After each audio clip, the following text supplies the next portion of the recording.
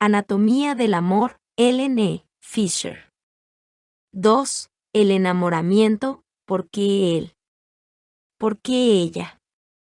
El encuentro de dos personalidades es como el contacto de dos sustancias químicas. Si se produce alguna reacción, ambas se transforman. Carl Jung. Por si te viera un solo instante, mi voz de inmediato se acalla en susurros. Sí, se quiebra mi lengua y una y otra vez fuegos impalpables.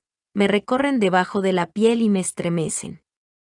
Así comienza un poema que, a fin de expresar su enamoramiento, escribió Safo en la isla griega de Lesbos unos 25 siglos atrás. Casi todo el mundo conoce las sensaciones del enamoramiento. Esa euforia. Ese tormento. Esas noches en vela y esos días sin descanso. Envueltos en éxtasis o aprensión, soñamos despiertos durante una clase o en el trabajo, olvidamos el abrigo, seguimos de largo donde debíamos doblar, nos sentamos junto al teléfono o planeamos lo que diremos, obsesionados, ansiando otro encuentro con él o ella. Y entonces, cuando esto ocurre, el más mínimo gesto de él nos congela el pulso. La risa de ella nos marea. Corremos riesgos estúpidos, decimos tonterías, reímos demasiado, revelamos secretos oscuros, hablamos la noche entera, paseamos de madrugada y a menudo nos abrazamos y besamos, ajenos al resto del mundo, cautivados y febriles, sin aliento, etéreos de felicidad. A pesar de miles de poemas, canciones, libros, óperas, obras de teatro, mitos y leyendas que, desde épocas anteriores a la era cristiana, describen el enamoramiento, a pesar de las innumerables veces que el hombre o la mujer han abandonado familia y amigos, se han suicidado, han asesinado o han languidecido a causa del amor. Pocos científicos han investigado esta pasión con la profundidad que merece. Sigmund Freud la desechó por considerarla un impulso sexual bloqueado o postergado. Havelock Ellis definió la atracción romántica como sexo más amistad, una descripción poco convincente de la fiebre que origina. Y muchas personas consideran que el enamoramiento es una experiencia mística, intangible, inexplicable, casi sagrada, que desafía las leyes de la naturaleza y el escrutinio de la ciencia.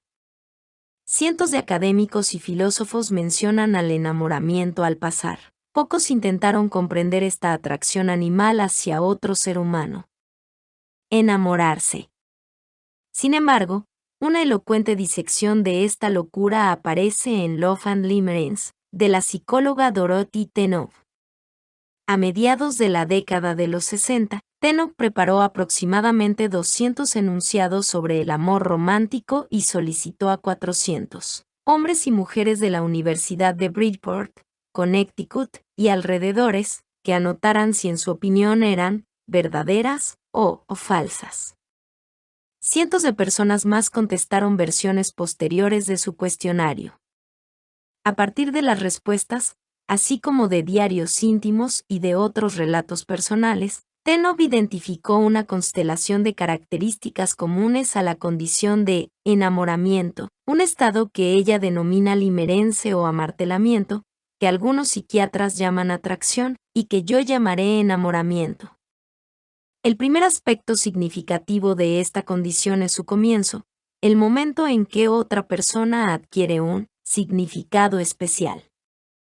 Puede ser un viejo amigo al que de golpe vemos desde una nueva perspectiva, o un perfecto desconocido, pero tal como lo describe un encuestado, toda mi vida se había transformado.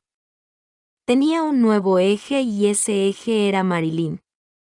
A partir de ese instante el enamoramiento se desarrolla de un modo característico, empezando por la invasión de ideas. Pensamientos del objeto de amor o persona amada invaden la mente. Algo que él nos dijo resuena en nuestros oídos, vemos la sonrisa de ella, recordamos un comentario que hizo, un momento especial, una alusión, y lo atesoramos. Nos preguntamos qué pensaría nuestro enamorado del libro que estamos leyendo, de la película que acabamos de ver o del problema con que nos enfrentamos en el trabajo. Cada instante del tiempo que los dos han pasado juntos adquiere peso y se transforma en material para analizar. En un principio las conexiones intrusivas ocurren a intervalos irregulares. Algunos encuestados informaron que los pensamientos relativos a la persona amada ocupaban menos del 5% de sus horas de vigilia. Pero muchos dijeron que, a medida que la obsesión crecía, pasaban del 85% a casi el 100% de sus días y noches en una atención mental sostenida, pensando en ese único individuo. Más aún, comenzaban a prestar atención a aspectos muy triviales del ser adorado y a magnificarlos como parte de un proceso que Tennov llama cristalización. La cristalización se diferencia de la idealización en que la persona enamorada ve claramente las debilidades de su ídolo, hombre o mujer. En realidad, todos los sujetos de Tennov pudieron enumerar los fallos de la persona amada, pero los dejaban a un lado o se convencían a sí mismos de que dichas debilidades eran únicas y simpáticas. E infaliblemente se derretían por los aspectos positivos de la apariencia física o la personalidad del ser amado. Dos sentimientos dominaban las ensoñaciones de los enamorados encuestados por Tennov: la esperanza y la inseguridad. Si la persona adorada tenía la más mínima reacción positiva, el amartelado revivía esos preciosos recuerdos durante días y días.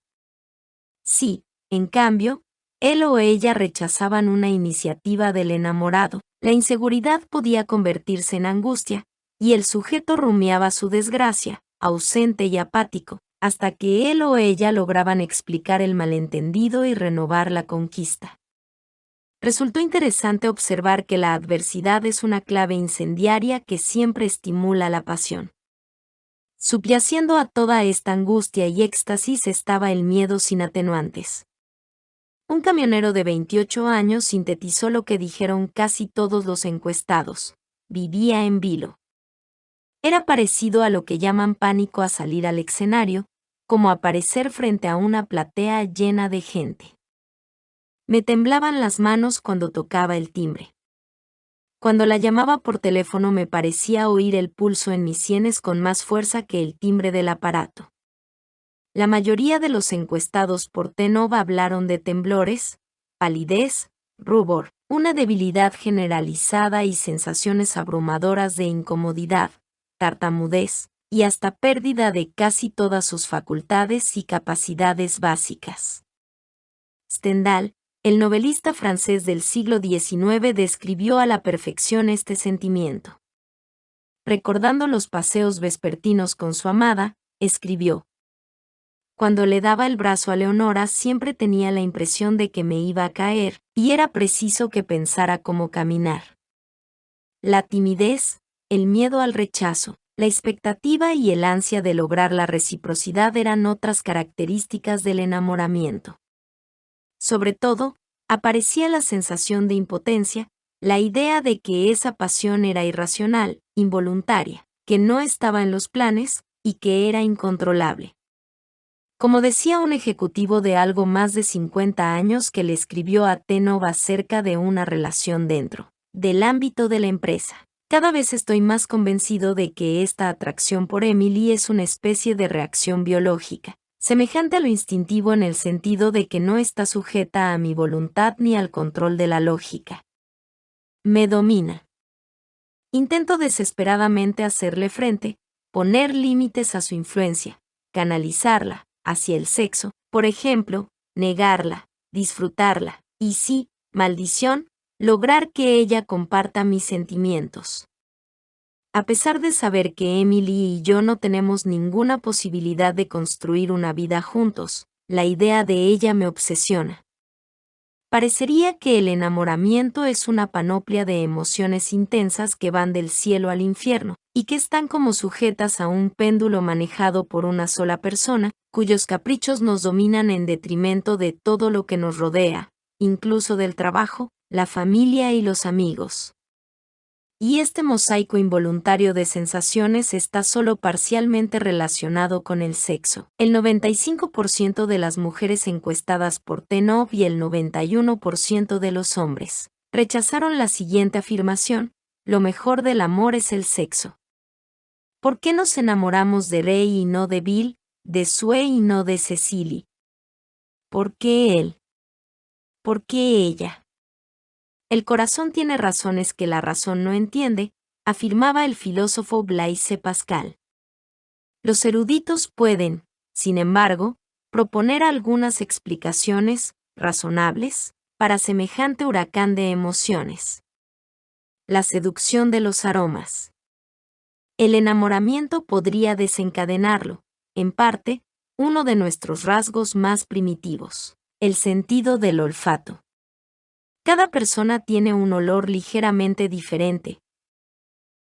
Todos tenemos un olor distintivo, personal, que se distingue al igual que nuestra voz, nuestras manos, nuestro intelecto. Cuando somos bebés recién nacidos podemos reconocer a nuestra madre por el olor, y a medida que crecemos llegamos a poder reconocer 10.000 aromas diferentes. De modo que, si nos dejamos guiar por la naturaleza, es probable que seamos susceptibles a la seducción de los aromas. Muchas criaturas utilizan el olor para seducir, tal como estableció con abundantes pruebas el naturalista francés Jean-Henri Fabre casi un siglo atrás. Fabre había encontrado un capullo de la hermosa polilla imperial. Lo llevó consigo a su casa de campo y lo dejó en el laboratorio durante la noche. A la mañana siguiente una hembra emergió del capullo, aún rodeada de los destellos de la metamorfosis. Fabre la colocó dentro de una jaula. Para su asombro, 40 machos de polilla imperial volaron a través de la ventana abierta de su laboratorio esa noche para cortejar a la Virgen. Más de 150 machos aparecieron a lo largo de las noches subsiguientes. Como estableció Fabre posteriormente, la polilla hembra había exudado por el abdomen expandido una secreción invisible, una feromona, cuyo olor había atraído a sus festejantes en un radio a campo traviesa de 1,5 kilómetros. Desde la época de los experimentos de Fabre, se han aislado los aromas seductores de más de 250 especies de insectos y de muchos otros animales. Algunos de estos olores, como el castóreo de las glándulas odoríferas de los castores de Rusia y el Canadá, el almizcle, esa feromona roja de consistencia gelatinosa que proviene del ciervo almizclero asiático, y el civeto, una secreción melosa del gato civeto de Etiopía, han sido utilizados por pueblos tan diversos como los antiguos griegos, los hindúes y los chinos para embriagar a un enamorado o enamorada. Pero el cuerpo humano puede producir algunos de los más poderosos afrodisíacos olfatorios. Tanto el hombre como la mujer tiene glándulas apocrínicas en las axilas, alrededor de los pezones y en las ingles. Estas glándulas entran en actividad en la pubertad y son almacenes aromáticos que difieren de las glándulas ecrinas, que cubren casi todo el cuerpo y producen líquidos inoloros, debido a que su exudado, en combinación con las bacterias de la piel, produce el potente y acre olor de la transpiración. Baudelaire pensaba que este sudor erótico era la residencia del alma humana. El novelista francés del siglo XIX Joris Karl Huysmans solía seguir a las mujeres a través de los campos, mientras las olía. Huysmans escribió que el aroma de las axilas de una mujer liberaba fácilmente al animal enjaulado dentro del hombre. Napoleón estaba de acuerdo. Según se comenta, envió una carta a Josefina en la que le decía: «Llegaré a París mañana por la noche. No te laves». Actualmente, en lugares de Grecia y los Balcanes algunos hombres se colocan pañuelos bajo los brazos durante las festividades, y ofrecen estos olorosos obsequios a las mujeres que invitan a bailar. El éxito está garantizado. En realidad, en todo el mundo se utiliza el sudor como ingrediente de los brebajes afrodisíacos. En la época de Shakespeare, Las mujeres se colocaban una manzana pelada bajo el brazo hasta que la fruta se saturaba de su aroma, y entonces la entregaban al amante para que la oliera. Una receta contemporánea cocinada por unos inmigrantes caribeños en los Estados Unidos da las siguientes indicaciones. Prepare una hamburguesa. Imprégnela en su propio sudor. Cocinela. Sírvala a la persona que desea conquistar. Ahora bien, ¿podría el olor de un hombre realmente enamorar a una mujer? Esto es algo extraordinariamente difícil de comprobar. En 1986 Winifred Cutler, George Pretty y sus colegas del Monell Chemical Sensi Center, en Filadelfia, descubrieron una relación entre las mujeres, los hombres y los olores que les intrigó. Diseñaron un experimento en el cual varones voluntarios usaron almohadillas debajo de los brazos durante varios días a la semana. De dichas almohadillas se extrajo luego una esencia viril. La mezclaron con alcohol, la congelaron y guardaron. Posteriormente, a las mujeres que iban a la clínica 3 veces por semana les colocaban una gota de la sustancia entre el labio superior y la nariz. Las mujeres dijeron no sentir ningún olor más que el del alcohol. Los resultados eran sorprendentes. Ciertas mujeres sometidas a la prueba presentaban ciclos menstruales irregulares, periodos ya fuera más prolongados o más breves que el promedio de 29,5 días. Sin embargo, tras 12 a 14 semanas de tratamiento, el ciclo menstrual de estas mujeres se volvió más regular. La esencia viril parece estimular la normalización menstrual, un aspecto importante de la fertilidad potencial. Esta posible relación entre la esencia viril y la salud reproductora femenina podría darnos una clave en el tema de la atracción. Las mujeres perciben los olores mejor que los hombres.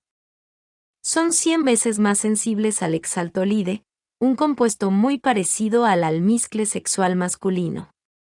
Pueden percibir un olor suave a transpiración a más o menos 1 metro de distancia. Al promediar el ciclo, durante la ovulación, las mujeres pueden reconocer el almizcle masculino con mayor nitidez aún. Tal vez durante la ovulación las mujeres se vuelven más susceptibles al enamoramiento si pueden oler esencia viril y ser inconscientemente inducidas por ella a mantener ciclos menstruales normales. Sin embargo, un dato clave de los informes de Cutler y Pretty es el descubrimiento de que las mujeres son afectadas por la esencia viril solamente si hay contacto directo con el cuerpo. Si las feromonas masculinas pueden atraer a una mujer a distancia es un hecho que no nos consta. De todos modos, hay algunas pruebas de que los olores del cuerpo femenino pueden tener efecto a distancia sobre los hombres.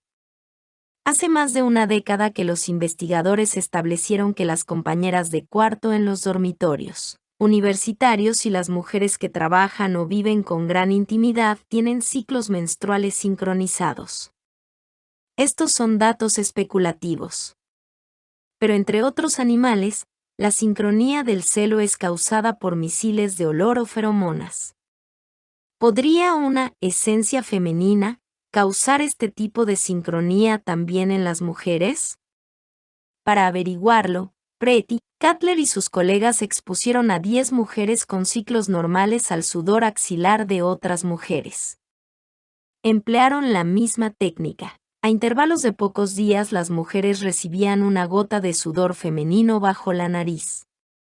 A los 3 meses, las menstruaciones de estas mujeres empezaron a coincidir con los ciclos de las donantes de sudor. Si realmente las mujeres exudan olores tan penetrantes como para afectar a otras mujeres, tal vez esos mismos olores puedan seducir a un hombre que está al otro lado de un salón lleno de gente. El olor de él o de ella puede desencadenar reacciones físicas y psicológicas muy internas. Entre nuestros ojos, dentro del cráneo, en la base del cerebro, unos 5 millones de neuronas olfativas cuelgan del techo de cada cavidad nasal, balanceándose al ritmo de las corrientes de aire que inhalamos. Estas células nerviosas transmiten mensajes a la porción del cerebro que controla nuestro sentido del olfato.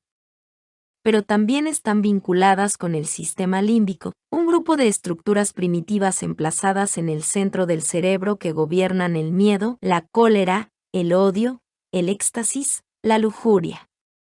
A causa de estas conexiones cerebrales, los olores tienen la posibilidad de generar intensos sentimientos eróticos. El olor de una mujer o de un hombre puede también despertar un sinfín de recuerdos. El sistema límbico es asiento del centro de la memoria a largo plazo.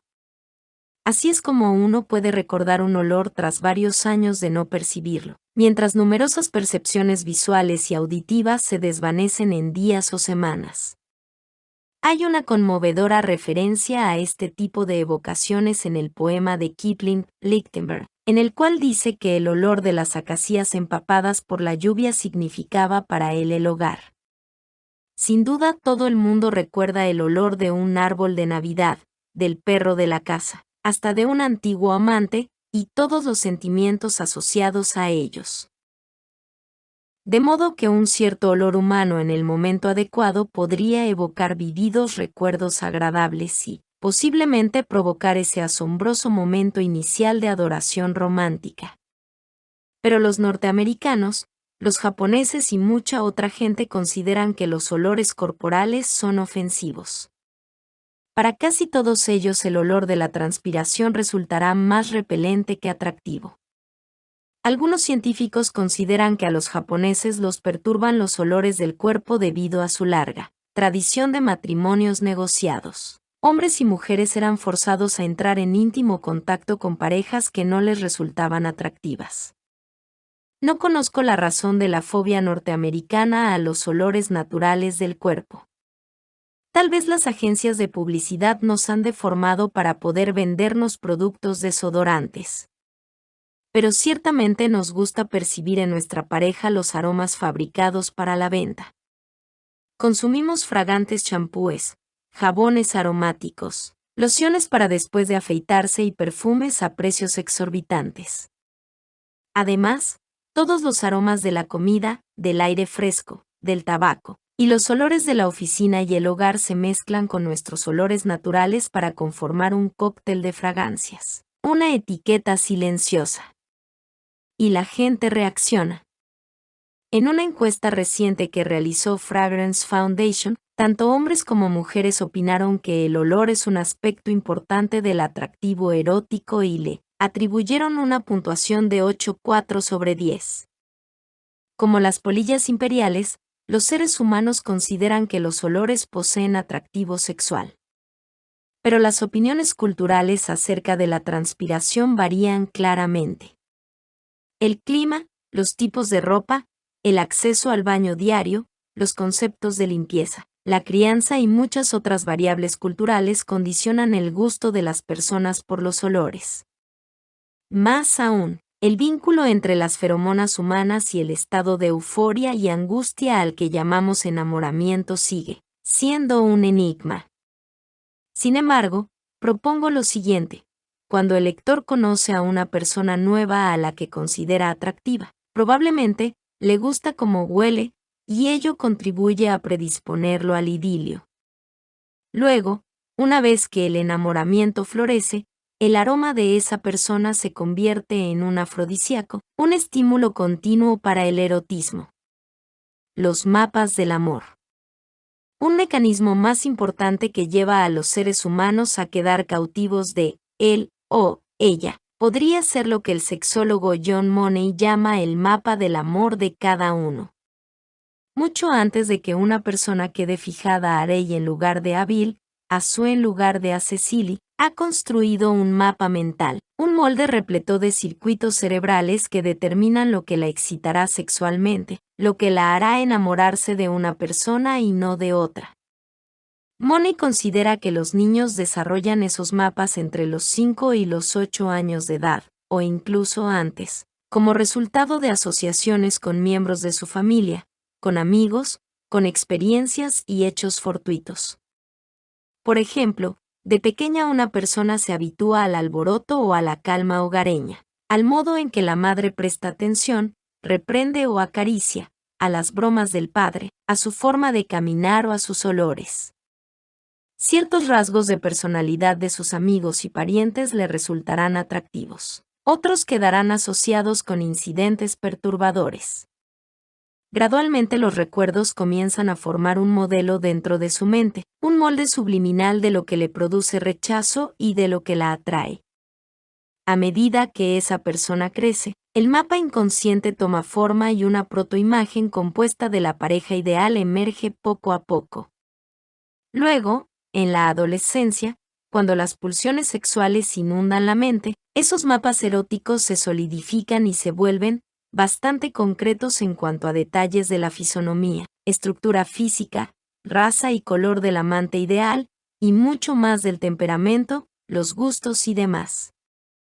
Surge una imagen mental de la pareja ideal, de los rasgos que uno encuentra atractivos y de los temas de conversación y actividades sexuales que a uno lo excitan. De modo que, mucho antes de que el verdadero amor pase a nuestro lado en el aula del colegio, por la calle o en la oficina, uno ya ha elaborado los elementos esenciales de la persona ideal a quien amar. Entonces, al encontrar realmente a alguien que encaja en las características ideales, uno se enamora de él o de ella y proyecta sobre esta mancha amorosa el propio mapa del amor. El receptor generalmente difiere bastante del verdadero ideal. Pero uno deja a un lado esas contradicciones y se derrite por el ser que construyó. De ahí las famosas palabras de Chaucer: el amor es ciego. Estos mapas del amor varían de un individuo a otro. Algunas personas se excitan cuando ven un traje elegante o la bata de un médico. A otros les atraen los pechos grandes, los pies pequeños o el sonido de una carcajada alegre. La voz, la sonrisa, las amistades, la paciencia, la espontaneidad, el sentido del humor, los proyectos, la coordinación, el carisma, una miríada de elementos subliminales, tan obvios como nimios, se combinan para convertir a este hombre o a esta mujer en alguien mucho más atractivo que cualquier otra persona. Todos podemos enumerar unas cuantas cosas concretas que consideramos atractivas, y en lo profundo de nuestra mente hay muchas más. Sin embargo, los gustos norteamericanos en materia de parejas ideales evidencian ciertos rasgos definidos.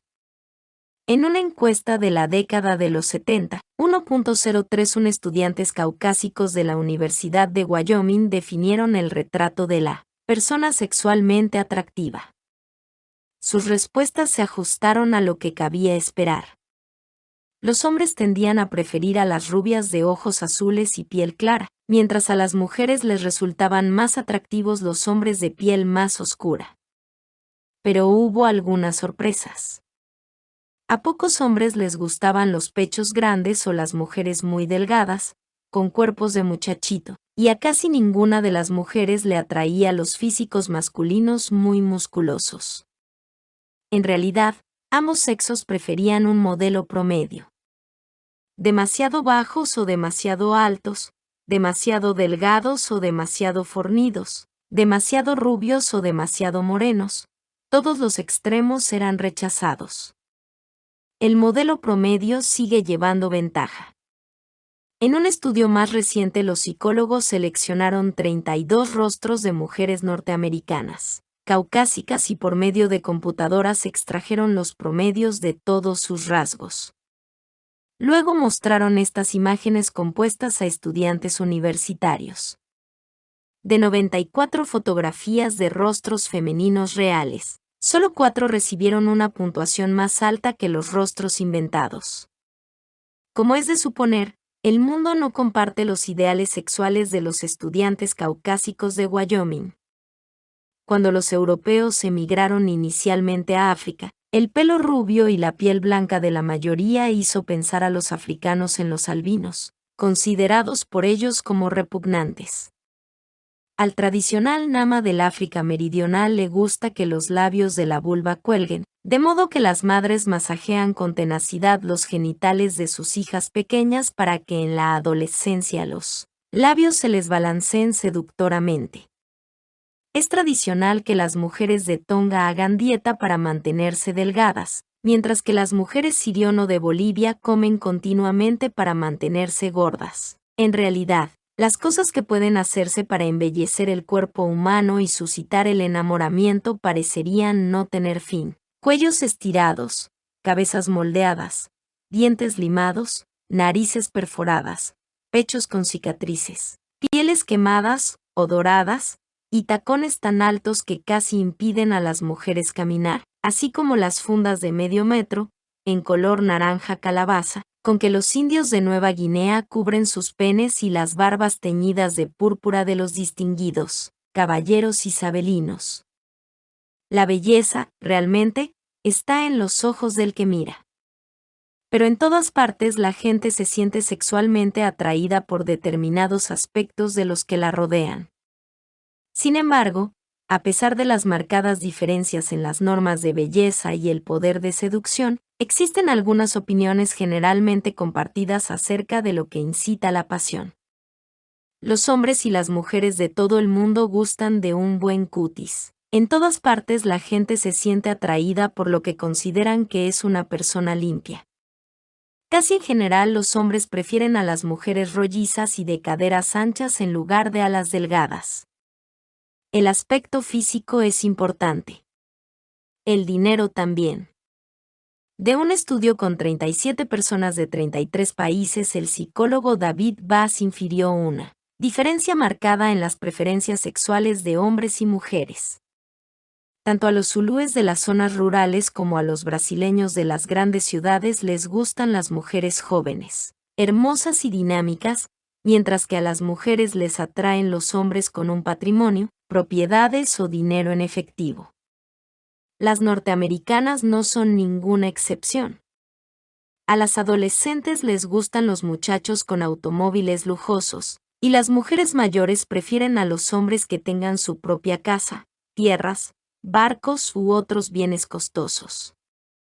Por lo tanto, a las mujeres que no conquiste el carpintero gentil y poético, probablemente se las quede el insensible banquero.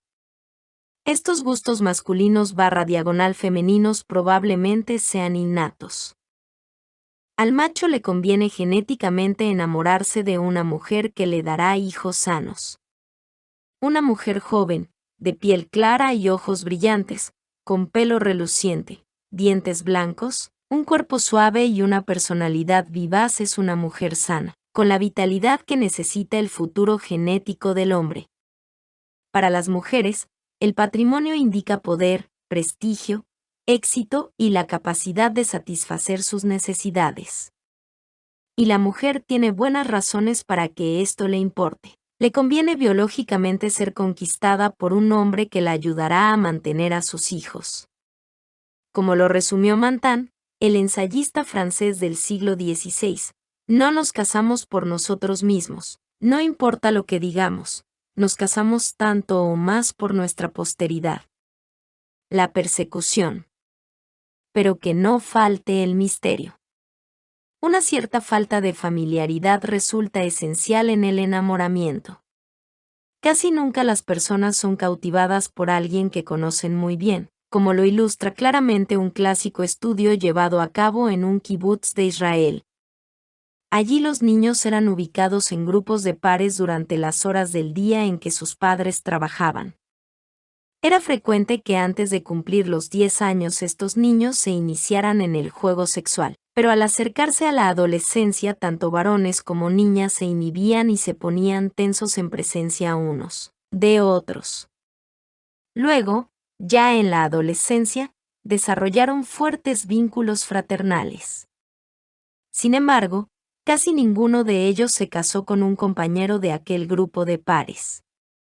Un análisis de 2.769 casamientos de muchachos criados en kibutz estableció que solo 13 ocurrieron entre pares. En todos ellos, uno de los dos había abandonado el grupo comunal antes de los 6 años de edad. Aparentemente, durante un periodo decisivo de la niñez la mayoría de los individuos pierden para siempre todo interés sexual en aquellos a los que frecuentan de forma regular. El misterio es fundamental en el amor romántico. Las barreras también parecen fomentar esta locura. La persecución. Si una persona es difícil de conquistar, ello provoca nuestro interés. En realidad, este elemento de la conquista es con frecuencia esencial en el enamoramiento. De ahí lo que se conoce como el efecto Romeo y Julieta. Si existen impedimentos reales, tales como la enemistad entre los Capuleto y los Montesco de Shakespeare, los obstáculos probablemente intensificarán nuestra pasión. No es para sorprenderse que las personas se enamoren de aquel que está casado, es extranjero o del que se está separado por dificultades que parecen casi insuperables. Sin embargo, en general debe existir alguna remota posibilidad de satisfacción antes de que los primeros síntomas de enamoramiento se incrementen hasta convertirse en una obsesión. La oportunidad también desempeña un papel importante en el enamoramiento. Cuando los individuos buscan una aventura, ansían abandonar el hogar paterno, se sienten solos, están desarraigados en un país extranjero, en transición hacia una nueva forma de vida, o financiera y psicológicamente preparados para compartir la vida o formar una familia, se vuelven susceptibles. A partir de sus investigaciones con más de 800 norteamericanos, Tenov informa que el enamoramiento se produjo justo cuando se sintieron en condiciones de brindar todo tipo de atenciones a un objeto amoroso. Por último, nos atraen las personas semejantes a nosotros mismos. Las personas tienden a casarse con sus símiles, es decir, individuos del mismo grupo étnico, con rasgos físicos y niveles de educación parecidos, lo que los antropólogos llaman apareamientos de asociación positiva. Los enamoramientos en general comienzan poco después de la pubertad, pero pueden ocurrir en cualquier etapa de la vida. Los jóvenes conocen el amor adolescente. Algunos octogenarios se enamoran desesperadamente. Sin embargo, una vez que un individuo se vuelve receptivo, él o ella está en peligro de enamorarse de la primera persona aceptable que le pase cerca. El flechazo. Es esta constelación de factores, simultáneamente presentes, la oportunidad, los obstáculos, el misterio, las semejanzas, un mapa del amor compatible, hasta los olores adecuados, lo que a uno lo vuelve susceptible de enamorarse. Entonces, cuando ese potencial objeto amoroso ladea la cabeza, sonríe o nos mira, uno siente el impacto. Puede ocurrir gradualmente o en un instante, de allí el fenómeno del flechazo o amor a primera vista. Esta atracción poderosa, a veces instantánea, no es exclusiva de los occidentales. Andreas Capellanus, un clérigo de la corte de Eleonor de Aquitania en la Francia del siglo XII, escribió acerca del enamoramiento. El amor es un cierto dolor innato derivado de la visión de una belleza del sexo opuesto, acompañada de una exagerada meditación sobre ella, que lleva a cada uno a desear por encima de todas las cosas los abrazos del otro. Desde entonces algunos occidentales han llegado a pensar que el amor romántico es una invención de los trovadores, esos caballeros, poetas y románticos de los siglos XI a XIII, que en Francia derramaban palabras elocuentes acerca de las vicisitudes del amor. Esto me parece totalmente absurdo. El amor romántico está mucho más extendido. Vatsya, el autor del Kama Sutra, la clásica obra sobre el amor en idioma sánscrito, vivió en la India en algún momento entre los siglos I y D, la era cristiana, y describió claramente el amor romántico entre hombres y mujeres. Da incluso detalladas instrucciones acerca de cómo una pareja puede flirtear, abrazarse, besarse, juguetear y copular. Desde siempre las tradiciones chinas aparecen impregnadas del mandato confuciano de obediencia filial. Sin embargo, ya en el siglo VII de nuestra era aparecen relatos escritos que describen el tormento de hombres y mujeres, atrapados en el conflicto de obedecer a sus mayores o ceder a la pasión romántica. En el Japón tradicional algunas veces los amantes desafortunados elegían el doble suicidio, conocido como Shinju, si los comprometían con otras parejas. el cherokee oriental creía que si un hombre joven le canta a medianoche a su dama, ella soñará con él, sentirá nostalgia y cuando vuelvan a verse, no podrá resistirse a su atractivo.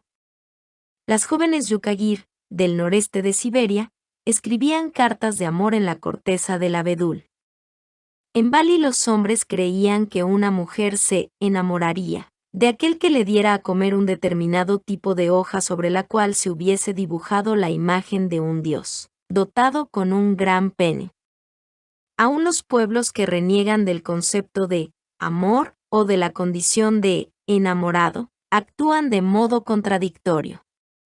Los mangayanos de la Polinesia son aparentemente indiferentes al tema de las relaciones eróticas, pero de vez en cuando un joven al que no se le permite casarse con la mujer que ama se suicida.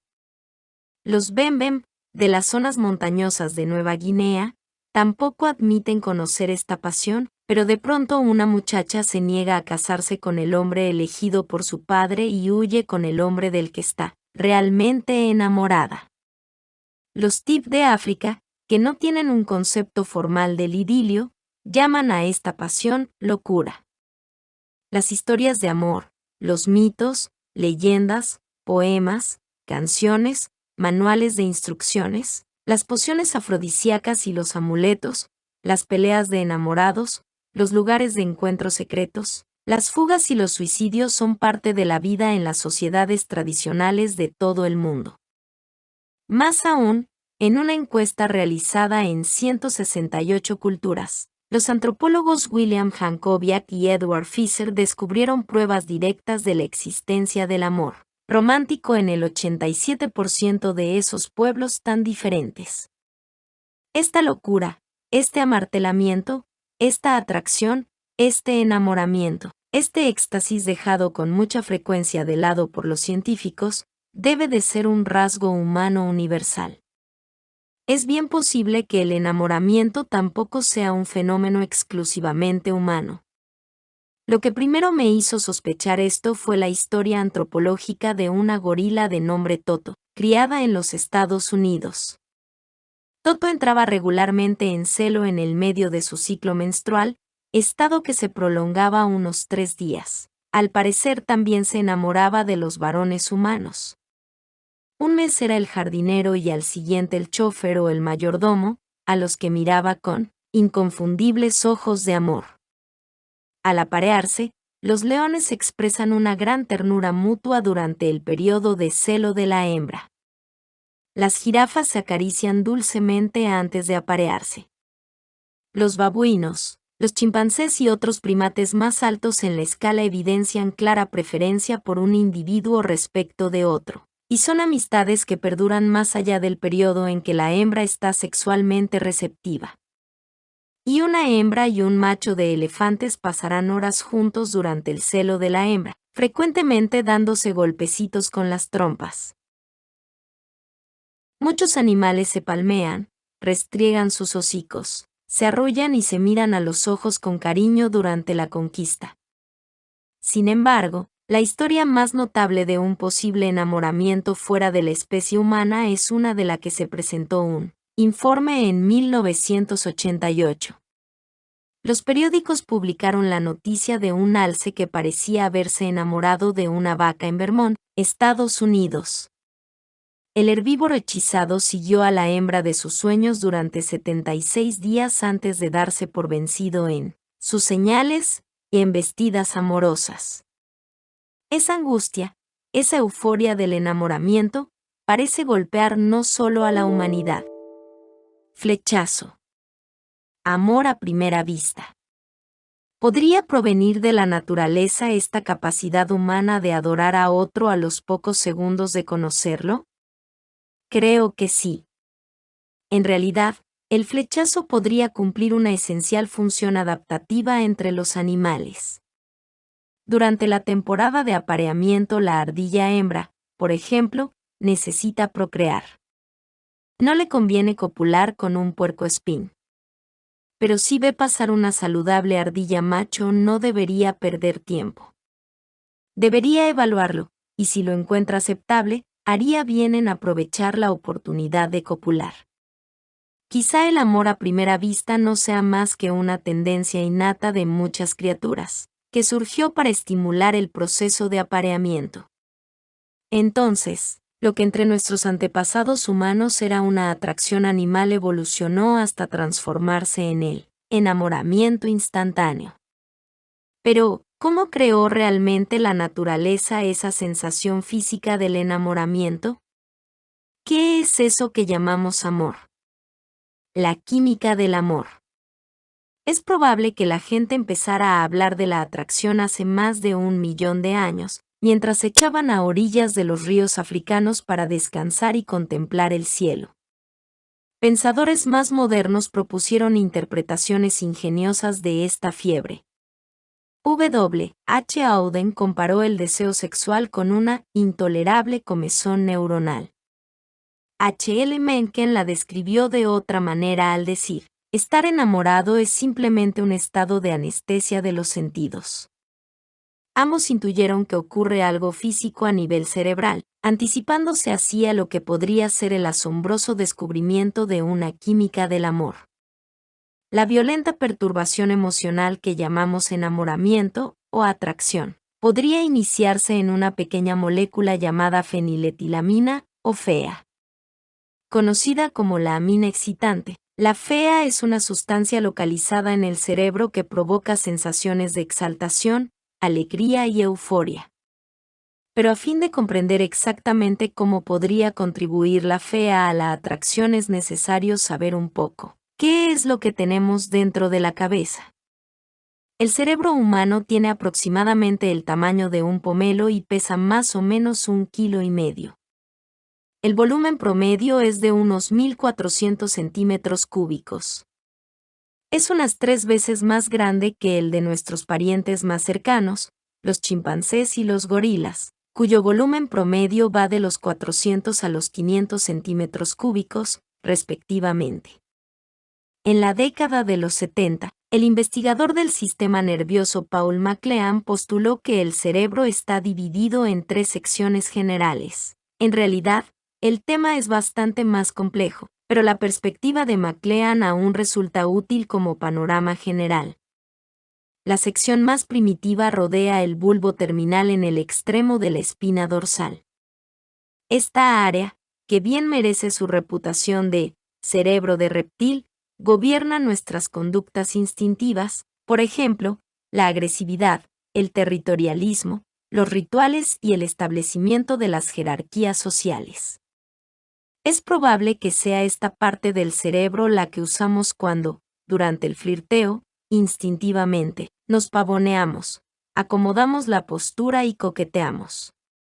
Por encima del cerebro de reptil, y rodeándolo, existe un grupo de estructuras localizadas en medio de la cabeza que se conocen con el nombre colectivo de sistema límbico.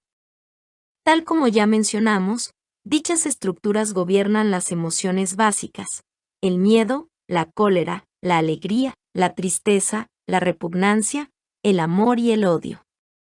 De modo que cuando nos sentimos inundados de felicidad o paralizados de miedo, enfurecidos, asqueados o abatidos, se debe a que porciones del sistema límbico nos producen perturbaciones eléctricas y químicas. La tormenta del enamoramiento casi seguramente tiene su origen físico en esta zona. Por encima del sistema límbico, y separado de él por una gruesa capa de materia blanca que comunica las diferentes partes del cerebro, está la corteza, una superficie gris enrollada de materia esponjosa que se halla debajo mismo del cráneo. La corteza procesa funciones básicas como la vista, el oído, el habla y la capacidad matemática y musical. La función más importante de la corteza consiste en integrar nuestras emociones y nuestros pensamientos. Es esta zona del cerebro la que piensa en él o ella. Así es, probablemente, como la FEA, y quizá otras sustancias neuroquímicas, como la norepinefrina y la dopamina, desempeña su papel. Las neuronas o células nerviosas, en cantidades nunca inferiores a los 100.000 millones, están ubicadas dentro del cerebro y conectan sus 3 zonas básicas. Los impulsos se trasladan a lo largo de las neuronas y saltan de una a otra a través de un espacio que las separa, la sinapsis. De este modo brincan por las carreteras neuronales de la mente. La FEA se encuentra al final de algunas células nerviosas y ayuda al impulso de saltar de una neurona a la siguiente. Igualmente, importante es el hecho de que la FEA es una anfetamina natural, dinamiza el cerebro. De ahí que el psiquiatra Michael Leibovitz, del New York State Psychiatric Institute, opine que nos enamoramos cuando las neuronas del sistema límbico, nuestro núcleo emocional, se saturan o son sensibilizadas por la FEA y barra diagonal u otras sustancias químicas cerebrales, y estimulan el cerebro. Con razón los enamorados pueden permanecer despiertos toda la noche conversando y acariciándose. Con razón se vuelven tan distraídos, tan atolondrados, tan optimistas, tan sociables, tan llenos de vida. Las anfetaminas se han acumulado de forma natural en los centros emocionales del cerebro. Los enamorados están acelerados por la naturaleza. La adicción al idilio. Leibovitz y su colega Donald Klein llegaron a esta conclusión mientras trataban a pacientes que denominaron adictos a la atracción. Dichas personas ansían una relación amorosa. En su apuro eligen una pareja que no les conviene. A corto plazo son rechazados y su dicha se convierte en desesperación hasta que retoman la búsqueda. Mientras continúa este ciclo de desafortunadas aventuras amorosas, el adicto al idilio se siente ya sea profundamente desgraciado o profundamente dichoso, según la etapa de sus inadecuados idilios en que se encuentre. Ambos psiquiatras sospecharon que estas personas enfermas de amor padecían alteraciones en sus conexiones románticas, en concreto, una necesidad de FEA. Entonces tomaron la decisión altamente experimental de administrar inhibidores de la MAO a estos adictos al idilio. Dichas drogas antidepresivas bloquean la acción de una enzima cerebral especial, la monoamina oxidasa, o MAO, una clase de sustancia que descompone la FEA y otros neurotransmisores, la norepinefrina, la dopamina y la serotonina. O sea que los inhibidores de la MAO elevan el nivel de la FEA y de esas otras anfetaminas naturales, incrementando la euforia del enamoramiento. Para asombro de todos, en pocas semanas de administración de los inhibidores de la MAO, un hombre perpetuamente enfermo de pasión comenzó a poner más cuidado en la elección de la pareja, y pudo incluso vivir solo con bienestar. Aparentemente ya no anhelaba la euforia de FEA que le proporcionaban sus excitantes, aunque desastrosas relaciones amorosas. Este paciente hacía años que estaba en terapia, sesiones que lo ayudaban a entenderse a sí mismo. Sin embargo, parecería que hasta que se le administró un inhibidor de la MAO no tuvo mayor éxito en aplicar lo que había descubierto, debido a su irrefrenable respuesta emocional, afirma Leibovitz. Independientemente del experimento de Leibovitz, el psiquiatra Héctor Sabelli llegó a idéntica conclusión acerca de la FEA. En un estudio que realizó con 33 personas que mantenían relaciones de pareja satisfactorias y que informaban al Dr. Sabelli que se sentían muy bien, pudo establecer que todos ellos presentaban un alto nivel del metabolito de la FEA también en orina. Los niveles de la FEA eran bajos en un hombre y una mujer que atravesaban un divorcio, probablemente porque ambos esposos sufrían una depresión menor a causa de la separación. La FEA parece tener un efecto igualmente poderoso en las criaturas no humanas. Cuando se les inyecta FEA, los ratones saltan y gritan en un despliegue de euforia conocido en los laboratorios como el síndrome palomitas de maíz. Los macacos de la India tratados con sustancias químicas semejantes a la FEA producen con los labios sonidos, normalmente reservados al flirteo, y los babuinos tratados oprimieron el llamador de sus jaulas más de 160 veces en 3 horas para obtener complementos que mantuvieran la euforia de la FEA. Auden y Mencken probablemente fueron astutos al describir el enamoramiento. El sentimiento de amor puede resultar de la inundación de la fea y barra diagonal u otros estimulantes naturales que saturan el cerebro, transformando los sentidos y alterando la realidad. Pero el enamoramiento es más que una mera euforia. Es parte del amor, una devoción profunda y mística por otro ser humano. ¿Esta compleja sensación se debe solamente a los estimulantes naturales del cerebro? Por supuesto que no. Tal como indica Sabelli, la fea en realidad no puede proporcionarnos más que una sensación generalizada de dinamismo, un estado de alerta, una excitación y un humor exaltado. Sabelli midió la cantidad de fea eliminada con la orina por unos paracaidistas antes y después del salto. Durante la caída libre los niveles de fea eran altísimos. Una pareja que se estaba divorciando también alcanzó esos niveles durante las audiencias en los tribunales. Parecería, entonces, que la fea solo nos proporciona una pequeña descarga de dicha y recelo, una exaltación química que acompaña a un amplio espectro de experiencias, de las cuales el enamoramiento es solo una más. La segunda flecha de Cupido, la cultura. El trabajo de Leibovitz y Sabelli con la química del amor desató una gran polémica, no solo entre colegas que, como ellos, reconocían que esta investigación aún es especulativa, sino también entre aquellos enredados en la vieja controversia naturaleza/educación, es decir, ese debate perenne acerca de cuánto de nuestro comportamiento deriva de los genes, la naturaleza y lo heredado, y cuánto de las experiencias de la infancia, la cultura y lo aprendido.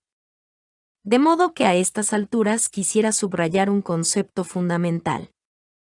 El cerebro y el cuerpo producen docenas, si no cientos, de sustancias químicas diversas que afectan a nuestra conducta. La adrenalina, por ejemplo, es secretada por las glándulas suprarrenales cuando nos enojamos, nos asustamos o nos ponemos eufóricos, hace que el corazón lata más rápido, acelera la respiración y prepara el cuerpo para la acción de muchas maneras. Pero no es la adrenalina la que dispara la cólera, el miedo o la alegría. Son los estímulos del medio ambiente. Por ejemplo, un compañero de oficina comenta algo desagradable de nuestro trabajo. Uno se siente insultado, una respuesta en general producto de la educación. El cuerpo secreta adrenalina. Uno siente este combustible.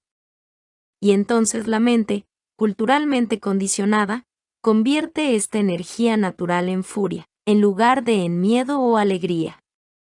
Y uno larga una respuesta cáustica al compañero. De la misma manera, la cultura desempeña un papel principal en el amor. En la niñez comenzamos por sentir gusto o disgusto ante los olores que nos rodean. Aprendemos a responder a ciertos tipos de humor. Nos acostumbramos a la paz o la histeria de nuestros hogares. Y comenzamos a construir nuestro mapa del amor a través de nuestras experiencias. Luego, en la adolescencia, el varón entra en el servicio militar, entramos en la universidad, o de alguna otra manera nos vemos desarraigados. Estos y muchos otros hechos culturales determinan a quién, cuándo y dónde amaremos. Pero después de encontrar a esa persona especial probablemente sea la fea y barra diagonal u otras sustancias neuroquímicas las que determinarán cómo nos sentimos cuando amamos. Como siempre ocurre, la cultura y la biología van de la mano. Sin embargo, parecen existir ciertas variaciones individuales en esta experiencia. Algunas personas que dicen no haber estado nunca enamoradas sufren de hipopituitarismo, una enfermedad fuera de lo común en la cual la pituitaria funciona mal en la infancia y provoca problemas hormonales, así como una ceguera al amor. Estos hombres y mujeres llevan vidas normales, algunos se casan por la compañía, pero ese rapto, ese dolor del corazón para ellos son pura mitología. Tenoch también descubrió variaciones entre más de 800 norteamericanos a los que consultó sobre el tema del idilio en las décadas de los 60 y de los 70. Algunos hombres y mujeres afirmaron que jamás se habían enamorado, mientras otros dijeron que se enamoraban con frecuencia. Pero Tenov informa que la enorme mayoría tanto de hombres como de mujeres conocían el éxtasis del amor romántico, y que lo habían experimentado, en proporciones bastante parejas. Los sexólogos John Money y Ann Kerhart confirman estos datos, igual que Tenov. Descubrieron que la diferencia de sexo no se traduce en diferencias en la experiencia del enamoramiento. Los científicos están muy lejos de comprender esta obsesión. Pero hay un hecho cada día más innegable: el enamoramiento es un fenómeno tanto físico como psicológico. Y los mecanismos físicos se modifican con la evolución. El sistema límbico, el núcleo emocional del cerebro, es rudimentario en los reptiles, pero está bien desarrollado en los mamíferos. Por lo tanto, en los próximos capítulos sostendré que nuestros antepasados heredaron la emoción primaria de la atracción animal que, unos 4 millones de años atrás, con la evolución y la adaptación a un mundo enteramente nuevo en las praderas de África, se convirtió en la envolvente sensación del enamoramiento. Pero atención, el enamoramiento desaparece. Como dijo Emerson, el amor predomina durante la conquista, en la posesión, la amistad. En algún momento esa vieja magia negra se desvanece. En la adolescencia la pasión puede durar una semana. Los amantes que tienen contacto esporádico debido a alguna barrera, por ejemplo, el océano o un anillo de casamiento, pueden en algunos casos sostener el embrujo durante muchos años. Sin embargo, parece haber una regla que siempre se cumple. Tenov buscó establecer la duración del amor romántico a partir del momento en que se produce el mágico despertar hasta la aparición del sentimiento neutral para con la persona amada. Llegó a la siguiente conclusión: el periodo más frecuente, así como el promedio, es de aproximadamente 18 meses a 3 años. John Money concuerda, proponiendo que una vez que el contacto con la persona amada se vuelve regular, lo típico es que la pasión dure de 2 a 3 años. Leibovitz sospecha que el final del enamoramiento tiene también un fundamento fisiológico. Formula la teoría de que el cerebro no puede sostenerse eternamente en el estado de exaltación de la felicidad romántica, ya sea porque las terminaciones nerviosas se habitúan a los estimulantes naturales del cerebro, o porque los niveles de FEA y /diagonal u otras sustancias naturales semejantes a la anfetamina comienzan a disminuir. El cerebro no tolera más el asalto de semejantes drogas. Como él lo sintetiza, si deseamos que perdure una situación de excitación con nuestra pareja a largo plazo, deberemos trabajarla, porque en cierto modo nos estaremos resistiendo a una marea biológica. Aquí surge una nueva y más insidiosa emoción: el apego, ese sentimiento cálido, cómodo y seguro del que hablan tantas parejas. Y Leibovitz está convencido de que, a medida que el enamoramiento pierde terreno y el apego crece, un nuevo sistema químico entra en acción: los opiáceos de la mente. Estas sustancias, las endorfinas, abreviatura de morfinas endógenas, son químicamente semejantes a la morfina, un opiáceo, un narcótico. Como la FEA, la endorfina reside en las terminaciones nerviosas del cerebro, se traslada de un nervio a otro a través de la sinapsis y se acumula en puntos específicos del cerebro. A diferencia de la FEA, serenan la mente, eliminan el dolor y reducen la ansiedad. Leibovitz considera que, en la etapa del apego, las parejas se provocan mutuamente la producción de endorfinas, y de este modo surge la sensación de seguridad, estabilidad y tranquilidad. Ahora los amantes pueden conversar, comer y dormir en paz. Nadie ha especulado acerca de la duración de la etapa del apego, ya sea en el cerebro o en el vínculo. Yo pienso que depende de las características de cada cerebro humano, de las circunstancias sociales y de la edad. Como se comprobará a lo largo de la lectura de este libro, con el paso de los años es más fácil permanecer en esta etapa. Pero la sensación de enamoramiento tiene tanto un principio como un final. Como Stendhal también lo describe, el amor es como una fiebre que llega y se va con total independencia de la voluntad. ¿Por qué el amor mengua y fluye? El ritmo del enamoramiento, como tantos otros aspectos del flirteo, puede ser parte de un esquema de la naturaleza y estar delicadamente conectado en el cerebro por el tiempo, la evolución y arcaicos modelos de vinculación entre los seres humanos. La próxima parte. Anatomía del amor, Ellen Fischer. 3. Los vínculos humanos, es natural la monogamia. Audio Gala YT. Suscríbete al canal, dale like y comenta. Muchas gracias.